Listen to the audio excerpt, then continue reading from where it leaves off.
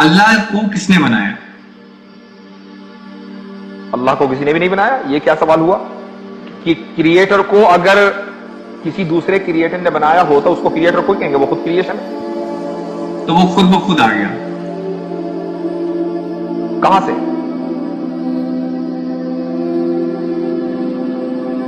वही मैं कह रहा हूं कि वो उसका एग्जिस्टेंस क्या है? नहीं, मैंने पूछा आपसे, आपने कहा वो खुद ब खुद आ गया, कहां से? वही तो मैं आपसे सवाल कर रहा हूं कि वो जो है, अगर आप कह रहे हैं कि उसको किसी ने नहीं बनाया, तो इसका मतलब है कि वो मतलब खुद ब खुद एग्जिस्ट करता है और उसको जो है किसी को मतलब खुद ब खुद है वो।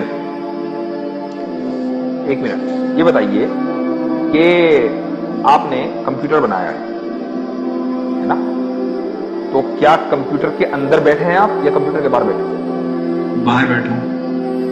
अल्लाह ने टाइम बनाया है, तो वो टाइम के अंदर कैसे बैठेगा? वो टाइम के बाहर है। अल्लाह ने स्पेस बनाया है, ये जो पूरा मकान है, पूरा यूनिवर्स है, वो यूनिवर्स में क्यों बैठेगा? वो यूनिवर्स के बाहर है। तो जब वो टाइम बनाने के बाद टाइम से बाहर है, तो आप उसको ये नहीं कह सकते कि वो फला टाइम में तो था, उससे पहले नहीं था। ठीक है। जब कंप्यूटर बनाने वाला कंप्यूटर से बाहर है, तो टाइम बनाने वाला टाइम के अंदर कैसे होगा? ठीक है, तो बट उसका भी तो एक टाइम होगा ना, उसका भी तो एक स्पेस होगा जिसमें वो है। ये क्या बात हुई? अभी मैंने आपसे कहा कि जब कंप्यूटर बनाने वाला कंप्यूटर में नहीं है, तो टाइम बनाने वाला टाइम में नहीं है, टाइम से पहले है। और जब उस जो टाइम, आप उसको ये नहीं कह सकते कि भाई इतने मिलियन साल पहले अल्लाह ताला था, उससे पहले नहीं था, क्योंकि जब आप कितने भी पीछे जाएंगे, आप मिलियन बिलियन ट्रिलियन जिलियन चले जाएं, वो टाइम है। उस टाइम को बनाने वाला अल्लाह है। तो जो बनाने वाला है टाइम का, वो कभी टाइम में नहीं होगा, बल्कि टाइम के बाहर होगा। और जो टाइम के बाहर होगा, आप उसको टाइम से जज नहीं कर सकते। इसलिए आप ये नहीं कह सकते कि अल्लाह कब आया, क्योंकि जो कब का सवाल है, ये उसके लिए होगा जो टाइम के अंदर है, ना कि उसके लिए जो टाइम के बाहर है। तो मतलब कुछ ऐसी चीजें हैं जो खुद मतलब हमेशा से रह सकती हैं, वो हमेशा से है, ये आपका कहने का कुछ ऐसी चीज नहीं, सिर्फ अल्लाह। कुछ ऐसी चीज नहीं, सिर्फ अल्लाह, सिर्फ क्रिएटर। मैं अगर उसी तरीके से कहूं कि ये कायनात जो है वो हमेशा से है और इसको किसी ने नहीं बनाया, तो उसमें कितने का फर्क पड़ रहा है? नहीं, तो आप अगर ये ना कहें कि अगर या मगर, आप ये कि है हमेशा से, आप क्यों थ्योरी क्यों लेकर चलते हैं? आप फैक्ट्स के ऊपर बात कीजिए ना। आप ये कहिए कि भाई ये कायनात हमेशा से, अब हम ये कहेंगे उसकी दलील दीजिए। जनाब, साइंस जो है वो ऐसे ही चलता है, थ्योरी पे ही चलता है। अलग अलग थ्योरी दिए जाते हैं, जिसको आप रॉन्ग प्रूव कर देते हैं उसको हटा दिए जाते हैं, और जो सही रह जाते हैं वो रह जाते हैं। तो आप ये कहिए कि भाई हमारी थ्योरी के दबाव से कायनात हमेशा से है। अब हम ये कहेंगे भाई आप दलील दो, तो आप दलील दीजिए। नहीं, मेरा जो है मेन पॉइंट आपको कहने का ये था कि जैसे खुदा हमेशा से हो सकता है, वैसे ही ये कायनात हमेशा से क्यों नहीं हो सकती है?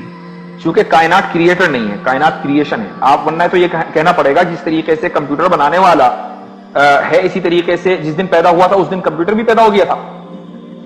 उसने बड़े होकर पढ़ाई की, उसके बाद उसने वो इंजीनियर बना, यहां तक कि उसको एबिलिटी हुई कि उसने कंप्यूटर ईजाद किया। तो ऐसा ही है। तो अल्लाह, कायनात हमारे लिए क्रिएटर नहीं है, क्रिएशन है। उसके लिए जरूरत है कि एक टाइम से वो शुरू हो। ठीक है, एक टाइम से वो शुरू होगा और उसी को हम क्रिएशन पॉइंट कहेंगे। अल्लाह क्रिएटर है, वो टाइम बाउंड नहीं है। ठीक है। कहो कि वो माबूद बरहक जिसकी मैं इबादत करता हूं अल्लाह है, वो एक है। अल्लाह बेनियाज है, वो न किसी का बाप है और न किसी का बेटा, और कोई उसका हमसर नहीं। अल्लाह वो माबूद बरहक है कि उसके सिवा कोई इबादत के लायक नहीं। जिंदा है, सबको थामने वाला, उसे न ऊंग आती है न नींद। जो कुछ आसमानों में और जो कुछ जमीन में है, सब उसी का है। कौन है कि उसकी इजाजत के बगैर उससे किसी की सिफारिश कर सके? जो कुछ लोगों के रूबरू हो रहा है और जो कुछ उनके पीछे हो चुका है, उसे सब मालूम है, और लोग उसकी मालूमात में से किसी चीज पर दस्तरस हासिल नहीं कर सकते। हाँ, जिस कदर वो चाहता है उसी कदर मालूम करा देता है। उसकी बादशाही और इल्म आसमान और जमीन सब पर हावी है, और उसे उनकी हिफाजत कुछ भी दुश्वार नहीं। वो बड़ा आली रुतबा है, जलीलुल कद्र है। वही अल्लाह तमाम मखलूकात का खालिक, ईजाद व इख्तिरा करने वाला, सूरतें बनाने वाला। उसके सब अच्छे से अच्छे नाम हैं। जितनी चीजें आसमानों और जमीन में हैं, सब उसकी तस्बीह करती रहती हैं और वो गालिब है, हिकमत वाला है। आसमानों और जमीन की बादशाही उसी की है। वही जिंदगी देता है और वही मौत देता है और वो हर चीज पर कादिर है।